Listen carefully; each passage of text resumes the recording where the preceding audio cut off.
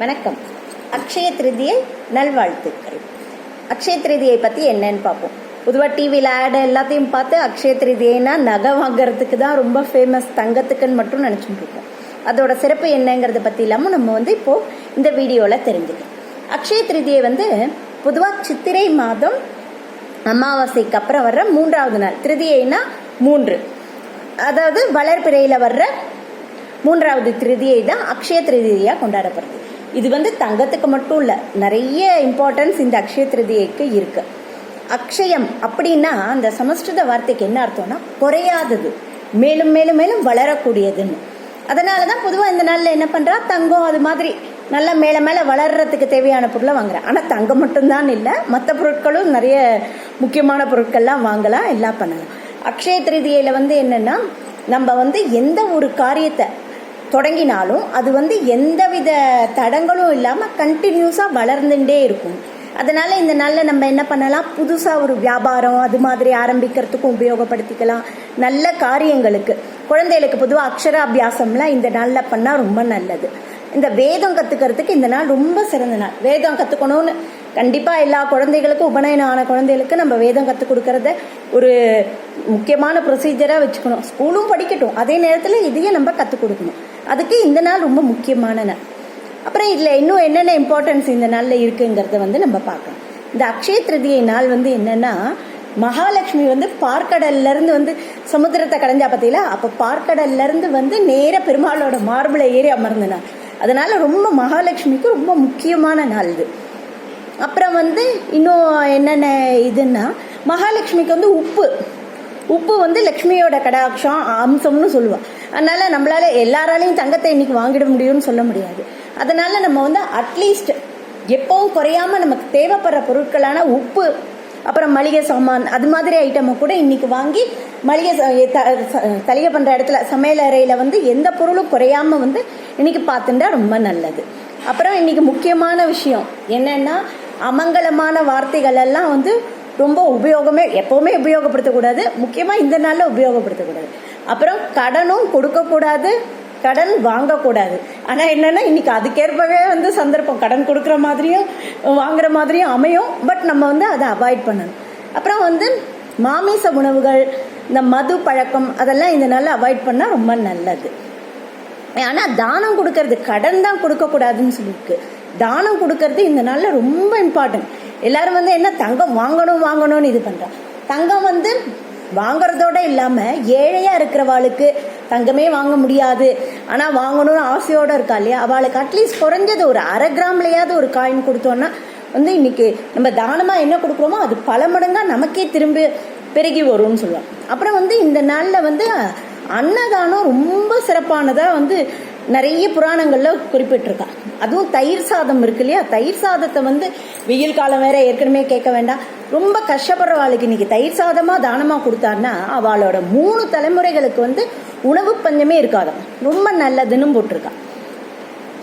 இந்த நாள்ல தான் பத்ரிகாஷ்டம் கோவிலும் திறக்கிறதுன்னு சொல்றா.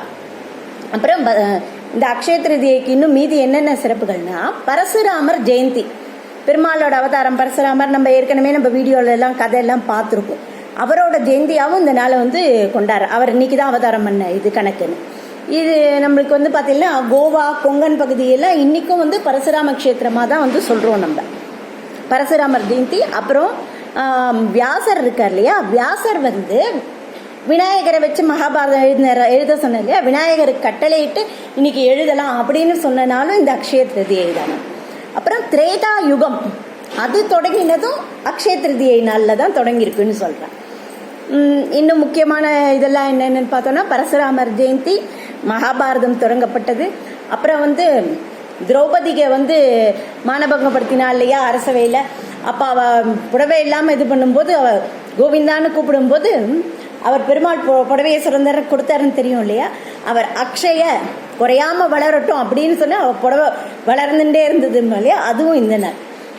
அப்புறம் இதே மகாபாரதத்துல அவ காட்டுல இருந்தா இல்லையா, வனப்பருவத்துல இருக்கும்போது பார்த்தா சாப்பாடுக்கு அவ கஷ்டப்படக்கூடாதுங்கிறதுனால சூரிய பகவானால அக்ஷய பாத்திரம் கண்ணனோட அருளால கொடுக்கப்பட்டது. அந்த அக்ஷய பாத்திரம் அல்ல குறையாத சாப்பாடை கொடுக்கும் அப்படின்னு அந்த கதை கூட நம்ம பார்த்துருக்கோம்.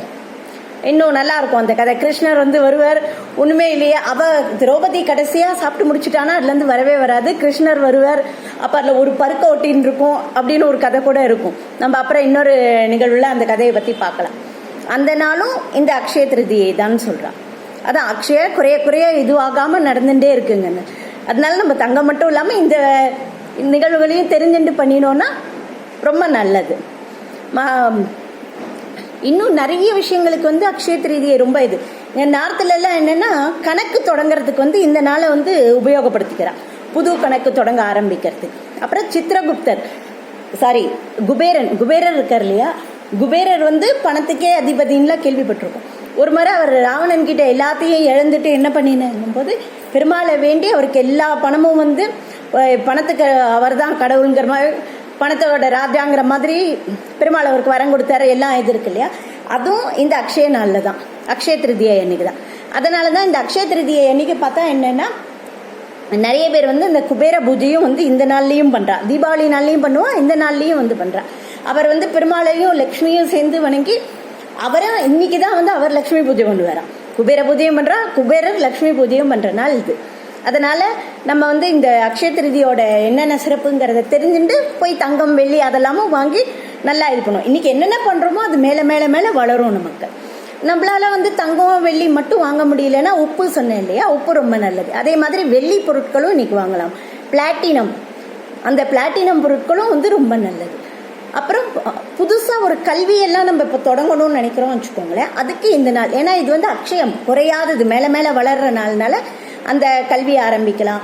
புதுசா தொழில் ஏதாவது கத்துக்கணும், நமக்கு என்னென்ன ஆர்வம் இருக்கோ, எதை நம்ம கத்துக்கணும்னு நினைக்கிறோமோ அதெல்லாம் இந்த நாள்ல இருந்து இது பண்ணலாம். ஆன்மீக கல்வி, பெருமாளை பத்தி விஷயங்கள் அறியறது எல்லாத்தையும் இன்னைக்கு ஆரம்பிச்சோம்னா நமக்கு வந்து ஒரு தடை இல்லாம கண்டினியூஸா நமக்கு இது நடந்துட்டு இருக்கும். உப்பு சொன்னேன், உப்பு வாங்கி வைக்கிறது ரொம்ப நல்லது ஆத்துல இன்னைக்கு. அப்புறம் இது மண்பானை இன்னைக்கு வந்து வாங்கினோம்னா ரொம்ப விசேஷம். ஏற்கனவே வெயில் காலம் கேட்கவே வேண்டாம், ஃப்ரிட்ஜ் வாட்டரோட மண்பானை ஜலம் நமக்கு ரொம்ப நல்லது. அதனால இன்னைக்கு மண்பானை வாங்கினா பூமியோட சக்தியும் நமக்கு வந்து பூமாதேவியோட அருளும் கிடைக்கும் அப்படின்னு சொல்றேன். அப்புறம் துளசி செடி ரொம்ப முக்கியம். இன்னைக்கு அட்லீஸ்ட் எல்லாரும் ஆத்துக்கு வந்து ஒரு துளசி செடியை வாங்கின்னு வந்து நட்டுருங்க. நட்டாலே இன்னைக்கு வந்து நமக்கு லட்சுமி கடாட்சம் கண்டிப்பா கிடைக்கும். சரியா, நம்ம எல்லாரும் இன்னைக்கு இந்த பொருட்கள் எல்லாம் தங்கம் வெள்ளி வாங்குவோம் கண்டிப்பா. அது முடியாதவா அட்லீஸ்ட் இந்த பொருட்களையாவது வாங்கி நம்ம பயன்பெறலாம் கண்டிப்பா. எல்லாரும் நம்ம சேனல்ல நிறைய பேர் பாக்குறேன், கொஞ்சம் எல்லாரும் சப்ஸ்கிரைப் பண்ணலன்னா ரொம்ப நல்லது. சப்ஸ்கிரைப் பண்ணி கமெண்ட்ல வந்து உங்களுக்கு என்னென்ன கதைகள் வேணும் அப்படின்னு சொன்னீங்கன்னா நம்ம அதுக்கேற்ப போடலாம். அதனால எல்லாரும் தயவு செஞ்சு ஷேர் பண்ணுங்க, சப்ஸ்கிரைப் பண்ணுங்க, கமெண்ட் பண்ணுங்க. நன்றி, வணக்கம்.